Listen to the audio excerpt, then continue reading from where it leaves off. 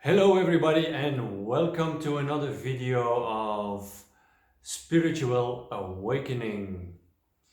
The topic of today is I would like to give you the blueprint, the spiritual blueprint, because very often we are in the process of spirituality, we start with it and it becomes one turmoil from different impressions, different meanings, different ways, pathways, and one has said that it's your individual pathway, and that is all true.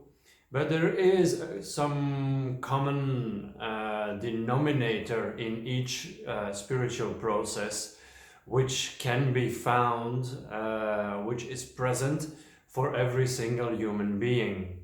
So I want to give you this blueprint as a kind of a reference, as a kind of guidance into your own spiritual awakening on your path. Because very often we say, or we are finding the phrase, finding yourself, finding your true self. But what does that mean? What is the self? This so-called instance, this silence, this depth, which has apparently no word, or which we can describe. It all comes down to the pathway that we are walking in life. You see, as a newborn in life, we are exposed to various influences. We have, of course, the outer influences from our family, from our social, cultural, and political background.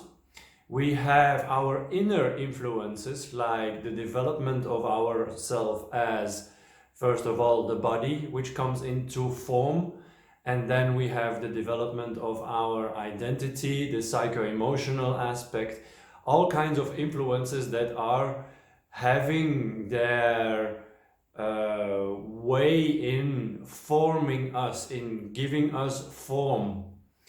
Now, throughout our growing process as a baby over to childhood, over teenagers, and further on as an adult, we are exposed to all these kind of influences, all these impressions and experiences that we experience in life.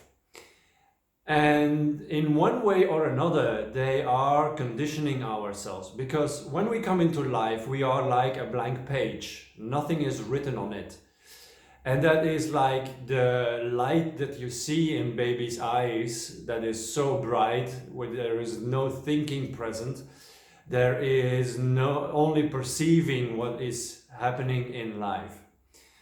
And throughout our evolution, throughout our education, we are conditioned in favorable ways in preparation to live in our family, to become aware of social interacting, to enrich ourselves of cultural events, cultural aspects, and also the political structure that we have to follow in society. But all these conditionments are just experiences that we, in one way or another, storing in our memory.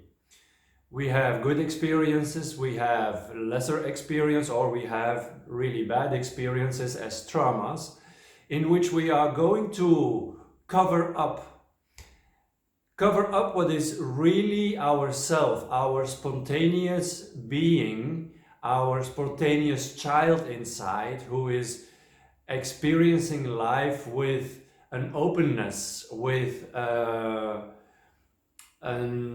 sense of surprisement about life, a wondering about life. And in this conditionment, as I said, there can be good experiences, there can be bad experiences. The good experiences, we won't have any problem. It's more about the influences that are limiting our freedom, limiting our own beliefs, our ideas, the realization of our own dreams, our thought patterns that can result in a negative experience in which we are going to close down. And not only these experiences, but also our own projections upon life, our own thoughts, our own beliefs are putting layers upon our true self. Now, if we were aware from our first years of living that we were in contact with some kind of instance inside through our senses, to being very sensitive, or our intuition, or our sixth sense, for people who are already spiritual developed or have the contact with spiritual realm, or throughout your experience in life, you sense or come to some existential questions. What is life about? What is it for me? What is life manifesting? Is there a God? What is this about spirituality? What is this about all this awareness and consciousness? And rightfully so. This is only becoming a reality when you are going to put your emphasis on that.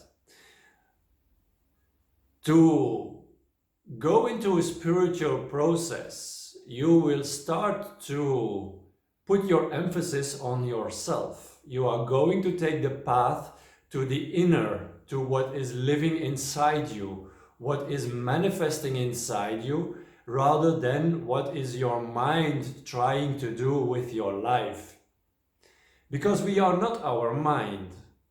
Our mind is like, in comparison to a computer, which has a screen, the central unit, the keyboard, the mouse, and a printer, is your mind just a processor of information. We are the concept as a human being, which can be compared to a computer. But we are not only our mind. There is far much more in a computer or in a human being that is present. And also the word human being is telling us something about an aspect which it refers to being. And it's this being which becomes important in spirituality.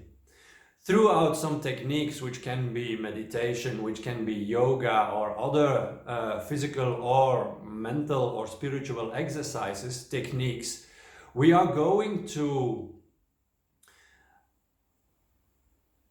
establish a closer contact with this being aspect. So through meditation, for example, we are going to focus upon our respiration. We are going to slow down the mind. We are getting in contact with our natural rhythm, and you will start to notice that there is a certain kind of emptiness, a certain kind of spaciousness growing inside you, which is, by the way, always have been present.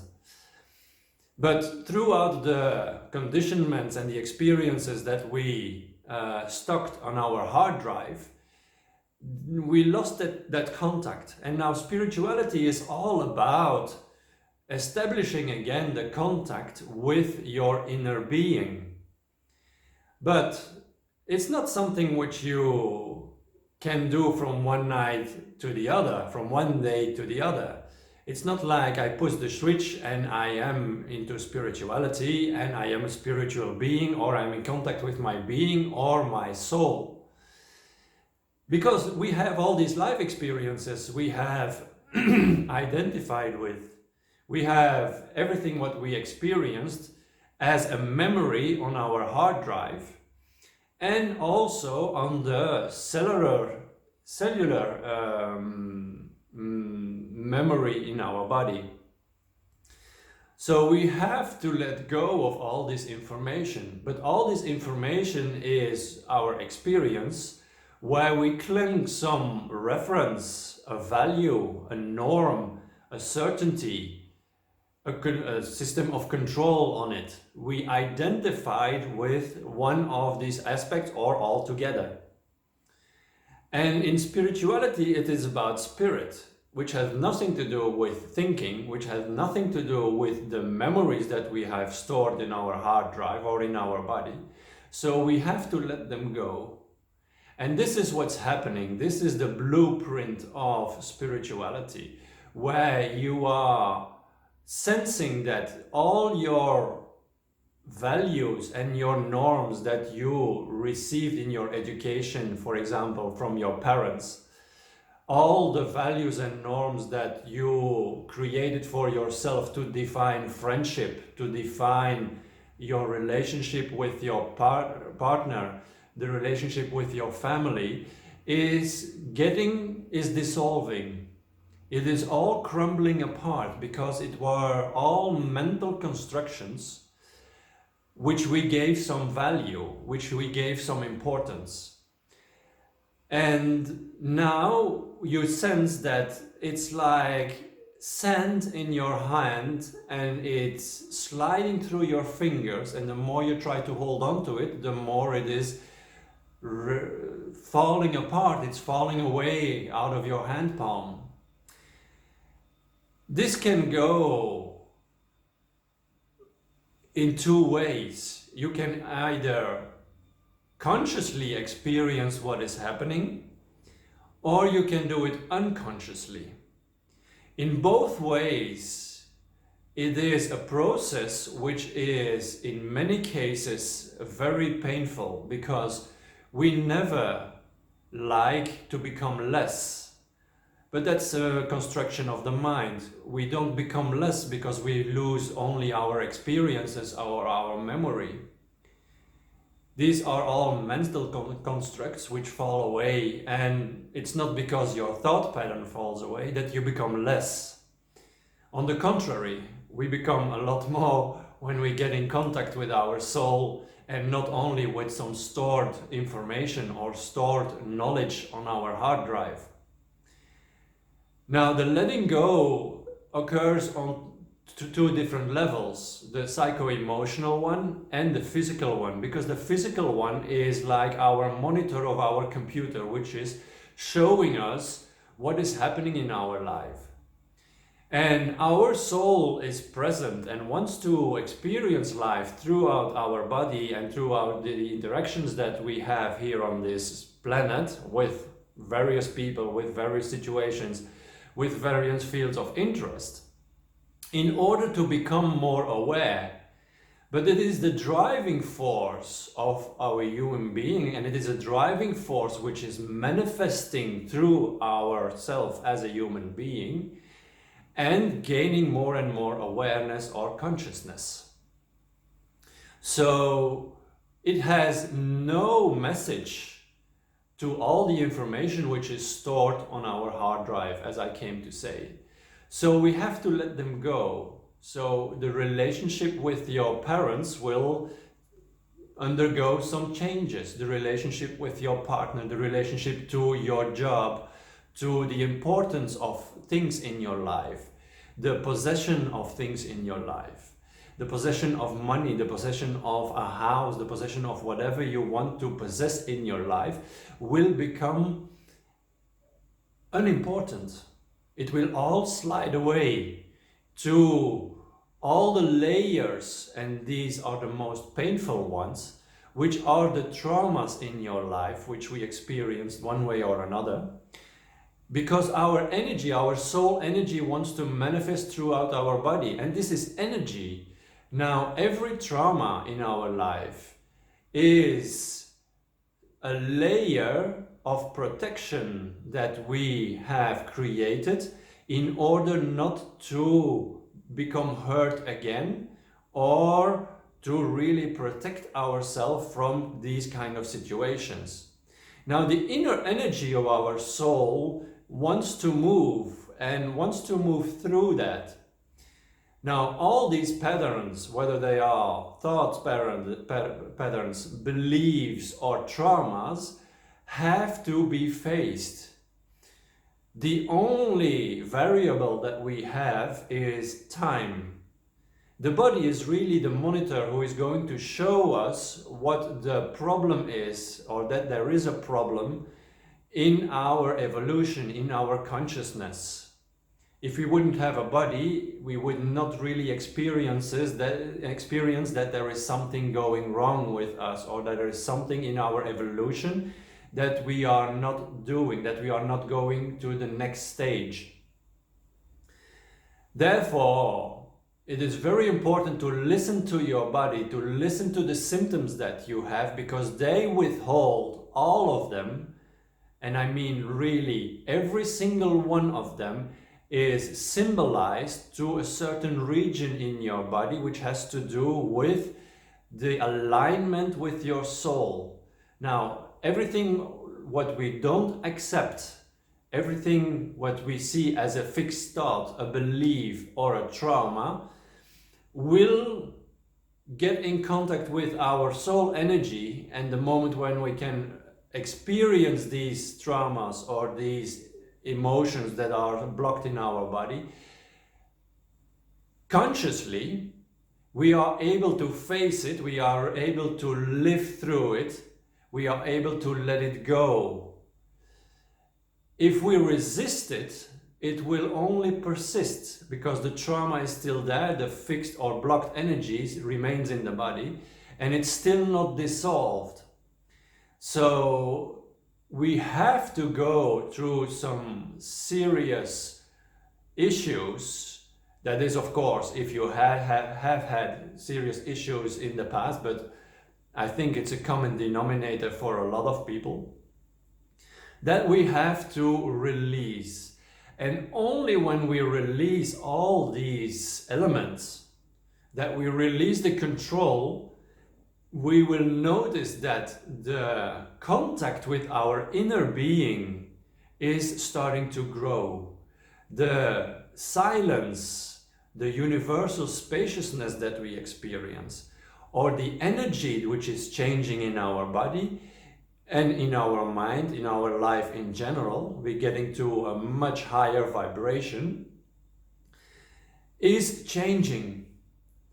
And we have to change along, we have to accept it, and we have to evolve in order to live up to the next level, to becoming more aware that our life has a certain period where we have to experience matter, and it's a necessity, but then we have to go on. Now, going through these elements and letting go, as I said, makes your contact with your inner being, with your soul, with your spaciousness bigger. It grows, it extends always and always. And there you will find the contact with your, as I said, the inner being, your soul, your consciousness. And this gives you now the directions of your life. You feel more and more whole. You feel more and more complete, which you are ultimately. And it can be referred to as the little voice that you once in a while heard in the past is now becoming a bigger voice, is now increasing in intensity, is now becoming more potent. So you get in contact with your true self, and your true self is the alignment in life which you have now to follow, and which is going to direct you towards the things that you really want to realize in this lifetime, which is most of the time corresponding with your dreams that you wanted or that you felt at one time in your life. So this is kind of the general pattern what is happening in the spiritual awakening. Now, don't take this as a fixed reference or a pattern in your mind that you have to go through this stage and this stage or this stage, or that you have to let go of that and that and that. It's not the mind who can control this process. It is more the opposite way around. It is letting go, trusting that the letting go brings you into another dimension, and it feels very often to the mind that it's dying, that it's falling away, or that you are losing your mind. The only thing what is happening is it's not really losing your mind, because your mind still stay present. It's not that when we do in our computer simulation, that we make a format C, which is erasing everything what is on the system and installing it by another operating system. It's not that the processor has disappeared. The mind still stays present. The mind still is there as a main organ, a reflex organ, which makes practical things in life happen. What happened is that you now disidentified with the mind. You are not your mind. A lot of people will not understand this sentence because they are identified with mind, and you cannot understand something on the level which is above, in a level of awareness, I mean, above the level of the mind. So you can only experience that if you are disidentified with the mind, with your thought patterns, with your certainties. And then you are in this spaciousness where you can observe the movements of your mind and your activity, but you will be able to use your mind and to use your body, to use your energy and all you have in you, everything you have at your disposal, in a complete other way. You are more aware of your content, so to speak. You are aware of the whole process within your computer, let's say. Now, the processor alone, as I said, cannot solve or cannot contribute to your awakening, because the mind was in first instance the processor where we are identified with, and who is the main responsible workforce for storing all this energy or storing all these experiences onto our hard drive. And as a format C, we have to become disidentified, which is in main cases letting go of all these memories, letting go of all these thoughts patterns, these convictions, these beliefs, to really enter in contact with your soul, with your destiny, with your purpose in life, because your soul is really containing the purpose in your life. So I hope this was in one way or another a little bit helpful or transparent, and it can give you some insights or affinity with your own process. Good luck with it.